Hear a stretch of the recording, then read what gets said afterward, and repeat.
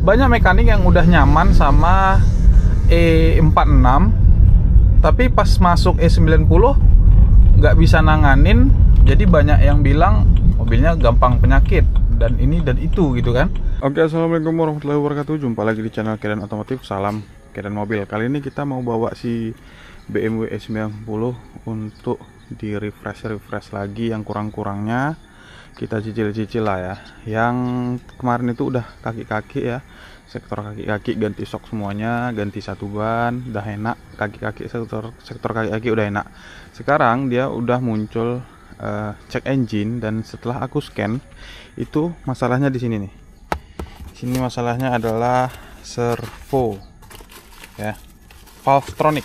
Nah, jadi ini bentuknya tuh kayak dinamo nih ya. Nah, ini yang aku beli nih. Nah, ini bentuknya kayak dinamo tapi besar, dan ini lumayan mahal harganya. Ini kalau aslinya bisa di angka 4 juta yang versi BMW nya, cuma kalau yang merek Voodoo itu harganya 2 jutaan. Dan ini aku dapat yang copotan ya, atau second, tapi dari spare part BMW dari Tokopedia. Dia harganya 875.000 dan ini digaransi asalkan sealnya ini masih utuh, belum ada dibuka-buka. Nah, kayak gitu. Kebetulan ada kemarin sisa satu, jadi aku beli.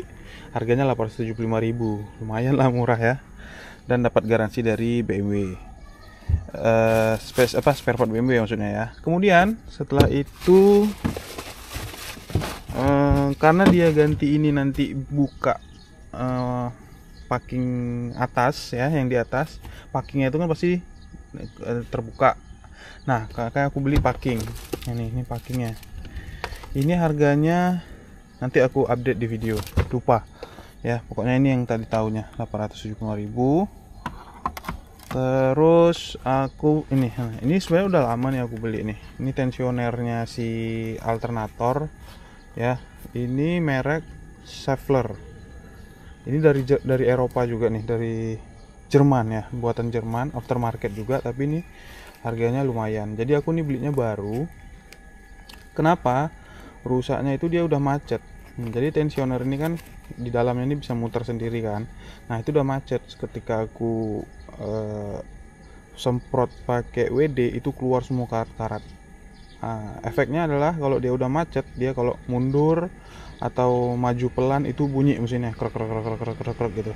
Sehingga kalau itu udah macet, udah rusak, artinya alternator nggak bisa ngisi secara maksimal dan bisa berefek pada kelistrikan juga, makanya bahaya. Jadi tensioner ini perlu kita ganti ya. Sebenarnya udah lama juga nih aku beli, tapi baru kali ini aku mau pasang sekalian. Sama nanti kita cek juga mana-mana yang perlu kita lakukan perawatan, karena ada sedikit rembes oli di bawah. Kita cek, tarik nanti di mana rembesnya. Sama paling nanti aku mau ganti oli mesin sama oli matic. Setelah itu beres semuanya. Kita akan pasang beberapa part yang tadi aku bilang itu. Ada 3 berarti ya. Ada packing gasket yang atas, terus juga valvetronic servo motornya. Terus satu lagi kita coba tanya bisa nggak dipasangin tensioner alternator tadi ya. Kita sekalian pasang, nggak tahu nanti bisa selesai hari ini atau enggak. Kalau enggak ya kita inapkan mobilnya, nanti kita pasang, kita tunggu aja karena perlu pengeringan juga ya kan, nggak bisa langsung gitu ya, karena ini udah siang juga. Nanti kita coba konsultasi sama Bos Rian Morris ya. Jadi kita taruh di bengkel Morris Garage. Nah, jadi Bos Rian ini bisa semua mobil lah ya kan, mobil-mobil kekinian oke, mobil Eropa ayo gitu kan. Ya, itulah yang kita harapkan dari para mekanik-mekanik nih. Jadi harus terus update ilmu dan terus belajar bersama para kliennya. Gitu ya kan. Kadang-kadang gini lah, pernah aku bahas juga di video memilih bengkel yang tepat gitu kan. Ada beberapa pernah aku jumpain mekanik-mekanik ini dia nggak mau update ilmu gitu kan.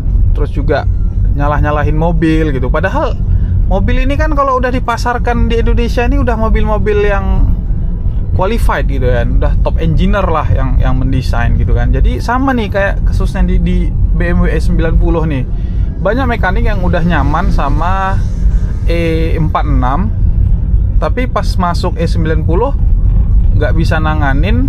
Jadi banyak yang bilang salahin mobilnya gampang penyakit dan ini dan itu gitu kan.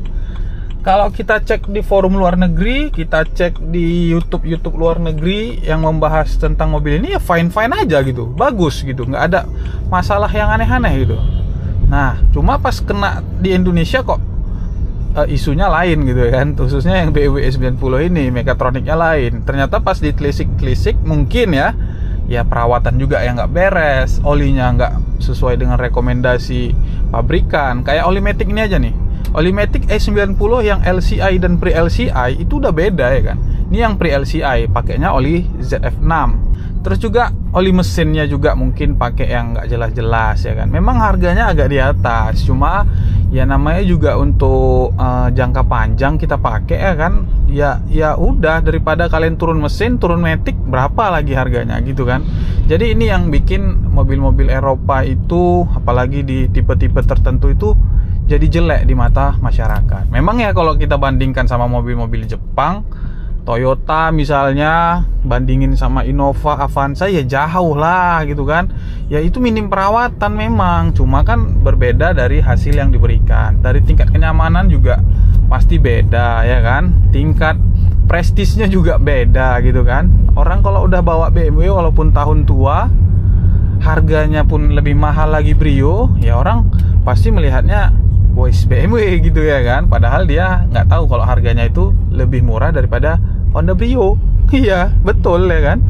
Nah jadi kayak gitulah Lek. Makanya untuk leleku semua mungkin yang nonton video ini, yang pakai BMW, yang pakai Mercy, yang pakai Audi, itu ya carilah bengkel yang tepat ya. Terus juga belajar juga lah tentang mobil ya kan. Beli juga alat-alat yang sederhana untuk perbaikan ringan di rumah gitu kan. Ya namanya kita berusaha menjadi petrol head Jadi ya beginilah. Oke, kita udah mau sampai ke bengkelnya. Kita coba taruh dulu mobilnya, nanti kita tes setelah diperbaiki ya. Khususnya ini yang Valvetronic ya, Servotronic, karena ini nggak hidup nih, cek engine-nya bersih ya, nggak ada masalah. Cuma cek engine-nya ini bermasalah ketika stop and go. Jadi misalnya matiin mesin ya kan, udah habis matiin mesin, kita hidupin lagi dengan cepat, mesin udah panas, dia nggak berfungsi lagi tuh si Servotronicnya itu. Kenapa? Karena dia udah panas, udah error ya, jadi dia nggak kerja, timbullah cek engine. Nah kalau udah timbul cek engine berarti dia udah membatasin kecepatan. Jadi di RPM 2000 dia udah batasin, nggak bisa lagi gitu ya. Ini kebetulan lagi bagus nih. Jadi kalau pakai mobil ini, selama ini setelah aku pakai lama, udah panas mesinnya, nggak boleh langsung dihidupin. Setelah mati nggak boleh langsung hidup gitu, harus ditunggu sampai dingin dulu ya, minimal sekitar 5 jam udah dingin mesinnya, baru kita hidupin. Aman kalau kayak gitu, aman. Tapi kalau kan nggak mungkin kita kayak gitu kan. Kadang-kadang kita kan udah pakai lama, matiin sebentar, kira-kira sejam 2 jam kita jalan lagi, kan nggak mungkin nggak kita matiin mesinnya kan. Nah jadi itu mengganggu kalau menurut aku. Jadi kita coba ganti sekalian packingnya dan juga sekalian tensionernya. Next mungkin setelah ini apa ya, udah sih itu aja. PR-nya nggak ada, paling pajak lah bayar. Habis itu udah beres, tinggal dipakai harian. Mantap. Ukuran pera tuh. Oh, pucuk dan mustad. Jadi dia ada soket nggak yang masuk? Ada kan? Ada yang manual, ada yang pakai soket. Kalau yang pakai soket bisa nanti ya. Soalnya kan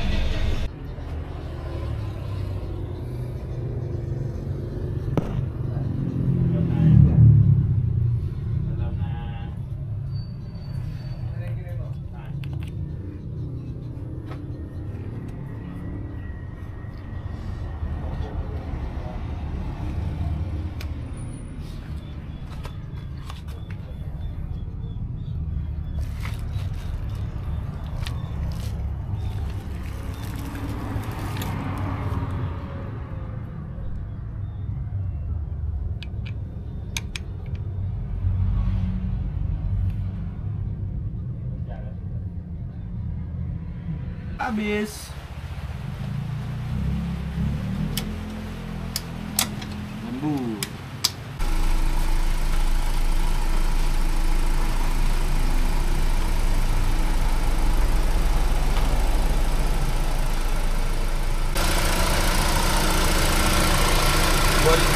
Genggam aja.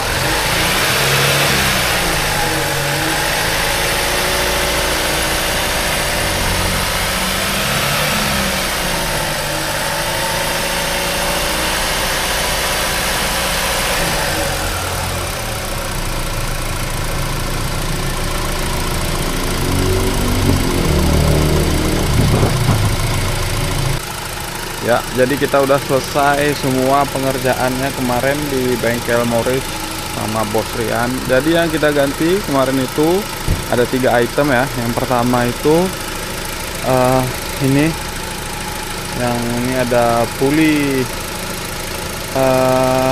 alternator ya, letaknya di sini. Nah, ini agak ribet kemarin karena harus bongkar alternator ya, turunin alternator terus bawa ke tukang dinamo karena ada terjadi selek ya, jadi harus bongkar semua dinamo sekalian bersihkan, sekalian servis alternator lah ya. Nah, dia harus pakai kunci seperti ini. Kebetulan aku punya, jadi bisa dikerjain. Kalau nggak punya, dia nggak bisa ngerjain. Nah, sekarang aku punya nih kunci ini. Terus ini valvetronic. Nah, valvetronicnya itu yang lama nih kondisinya udah lemah, jadi dia pas panas kemudian mesin mati terus hidup lagi, dia langsung nggak bisa kerja lagi. Jadi harus reset setiap hari ya kan, jadi itu bikin makan waktu lah ya kan. Nah, ini udah diganti, mereknya sama juga yang gantiannya, tapi aku ambil copotan. Alhamdulillah aku tes sejauh ini aman, jadi kok mesin udah panas kita hidupin lagi nggak ada hidup check engine. Terus yang terakhir ini nih packingnya ya, karena kita ganti valvetronic ini, servotronic ini kita ganti kan, buka head atas nih, bukan ke head ya, apa nih, cover valve ini kita buka. Jadi di sini kan ada packing. Nah, packingnya itu diganti karena udah jelek. Kemarin tuh di sini ada bekas-bekas lem. Nah, ini udah dibersihkan ya. Jadi kerjaannya udah cakep ya. Dibuka mesin udah rapi, nggak ada bekas-bekas lem. Ya, jelek kalau ada bekasnya. Nah, itu sih semuanya pengerjaannya. Nggak ada yang aneh-aneh. Kita semua sudah beres ya, tinggal nanti kita ganti oli ke 5W30, terus Matic kita coba ganti oli juga karena udah gak pernah ganti oli sama aku. Dan rasanya ini udah seperti kayak baru lagi mobilnya. Jadi setelah ganti valvetronic ini udah sangat enak, jadi shiftingnya enak, terus juga gasnya lebih responsif dan enak lah udah pokoknya mobilnya BMW ini. Yuk kita coba. Oke, setelah kita coba ya, first impressionnya, gas terasa lebih ringan ya, sedikit ada terasa lebih responsif, dan shifting yang terutama sih yang paling kerasa tuh di shiftingnya. Responsif, lebih enak, terasa lebih ringan gitu kan, dan udah cukup enak lah mobil ini. Jadi udah kayak jadi posisi aku beli mobil ini udah 2 tahun lah kalau bisa dibilang. Ini adalah posisi mobil yang paling enak sejak aku bawa dari 2 tahun lalu. Gitu. Dan kemungkinan ini akan lebih enak lagi kalau kita ganti oli yang 5W30 ya. Sama nanti kayak aku bilang tadi, aku juga rencana mau cobain ganti oli Matic yang ZF6. Tapi barangnya nggak ada di kota aku nih ya, di Melabuh nih nggak ada. Aku bakal cari online atau ke kota yang lebih besar di Banda Aceh. Karena 1 liternya itu dia 180.000. Kita mungkin harus beli sekitar 5 liter gitu kan. Nah, sejak beli soalnya belum pernah ganti kan, dan juga nggak bisa dipastikan dia pakai oli ZF6 atau enggak gitu. Jadi aku mau coba ganti biar lebih yakin lah. Paling itu, dan ini alhamdulillah sudah sangat menyenangkan dan tidak ada lagi hidup check engine ya. Itu ada tanda seru, itu lampu senjanya mati tuh. Itu tinggal kita ganti aja, udah beres. Yang check engine kayak tadi kan udah hidup panas nih. Aku udah ngopi sebentar, habis itu matiin, terus jarak setengah jam hidup lagi mobilnya. Biasanya langsung hidup tuh check engine. Nah, ini alhamdulillahnya enggak, berarti memang penyakitnya dari situ. Dan servotronic yang aku beli itu normal, walaupun masih second ya kan, tapi normal, alhamdulillahnya gitu. Jadi jangan takut kalian beli mobil Eropa asalkan ketemu mobil yang bagus. Yang pertama ya, unit yang bagus. Kemudian kalian kenal sama mekanik dan bengkel yang proper, yang mau belajar, yang mau sharing. Terus juga kalian bisa nyari spare part yang harganya masuk akal. Itu dari mana? Ya dari online. Sekarang kan udah gampang. Kalian bisa cari Tokopedia, bisa cari di Shopee, bisa cari di Facebook, grup Facebook, dan kawan-kawan yang lain gitu. Pokoknya ngerawat mobil Eropa yang tahun lama sekarang itu gampang harusnya, dan biayanya juga lebih terjangkau. Beda sama yang dulu. Kalau dulu misalnya kita apalagi tinggal di daerah gitu kan, kita nggak ketemu mekanik yang pas, nggak ketemu spare part yang bagus, yang murah, akhirnya harga jualnya menurun. Itulah yang membuat harga mobil Eropa itu turunnya itu gitu kan. Beda sama merek Toyota misalnya atau Mitsubishi, itu di semua tempat pasti ada spare partnya, sehingga after salesnya bagus dan orang banyak beli, akhirnya harganya stabil dan terjaga.